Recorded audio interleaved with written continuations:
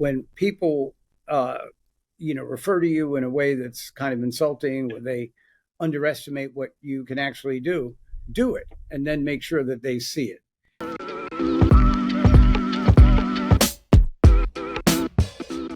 Welcome back to The Unknowns. Today, we have a governor amongst us, David A. Paterson, who's the 55th governor of the state of New York and published author of the title Black, Blind, and in Charge. Charlie, it's great to join you. I've been looking forward to it. Somebody at a young age who's diagnosed with being legally blind, some may just kind of shrink, some may rise up.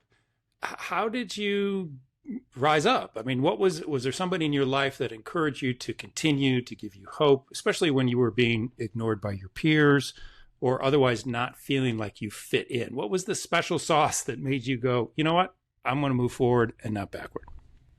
That's funny, Charlie. Wouldn't have thought I could answer the question, but while you were asking it, something flashed into my mind, so I'm just going to tell you about it. I had a next door neighbor in Hempstead, and I remember one night having a drink with her and telling her about these situations. Next morning, she's banging on my door, and she says, listen, I got to make a run. I got to go to this place. Go inside and watch my daughter until I get back. I said, I wouldn't have the slightest idea how to watch your daughter. She says, then figure it out. And she jumps in the car and drives away. So I go in and, I play with the little girl, and then I was reading to the little girl. And I think the little girl also realized that I couldn't see that well. So I think I'm reading to her, and she's long left the room and unwound a ball of yarn by the time I caught up with her. But when the woman came back, and her name was Marcia, she said, I deliberately did that to force you to take action. The problem with you is you're sitting there and you're letting things happen to you and you're not responding. I mean, were you ever offended by people who didn't know that you were legally blind, but said something that referred you were sighted? How did you sort of deal with that, sort of the language issues around that? I've never been offended by any of the language issues. I was once with former President Bill Clinton. I was leaving as governor, and Bill Clinton's a very articulate man, but we're standing by this window and he's fumbling. He's, Governor, I want to ask you something, but, I don't want to be offensive, but I don't know if I can ask you this question. Can I ask you the question? I said, I don't know what the question is. And he was asking me if I could see the rooftops in the building outside of where his office was. But it didn't bother me that he said that. Was there a particular example or time when that occurred, and on reflection you were like, that didn't feel right? There was one time when I was governor, and my speech was a little different than I think the media thought it should have been.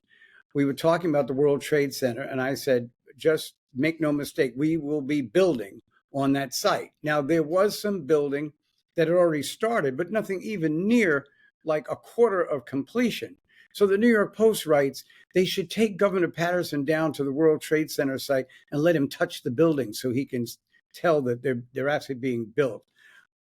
I can't remember feeling belittled in such a fashion. Does being blind, because you have to navigate in order to live, gives you that sense of like, I don't know, that strength? I think that certainly people in this situation, like myself, can feel challenged sometimes, and it actually brings out the best in them. And so what I learned as I got older is when people, refer to you in a way that's kind of insulting, where they underestimate what you can actually do it, and then make sure that they see it. Well, let's dip into politics because you've had a successful career there. But take me back to the moment of Eliot Spitzer, who had a bit of a pickle and a bit of a scandal.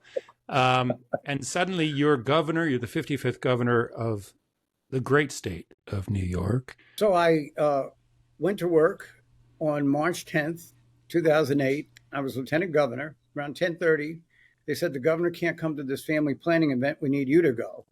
I said, I would have appreciated a little more time to think about what I'm going to say. Charlie, you have to know this. Lieutenant governors are never busy.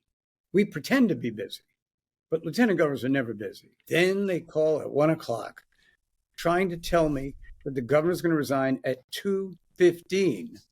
and that at that point I'll take over as governor. So I call them up. I call Chuck Schumer, who was a senior senator, Hillary Clinton, the junior senator, Andrew Cuomo, the attorney general. And the first person to call back is Hillary Clinton.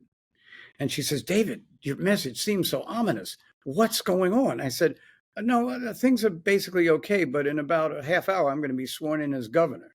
She goes, oh my God, why is that? And I said, Governor Spitzer's going to resign, that will make me governor. And she says, well, why is he resigning, David? And I'm sitting there thinking to myself, how do you explain a sex scandal to Hillary Clinton?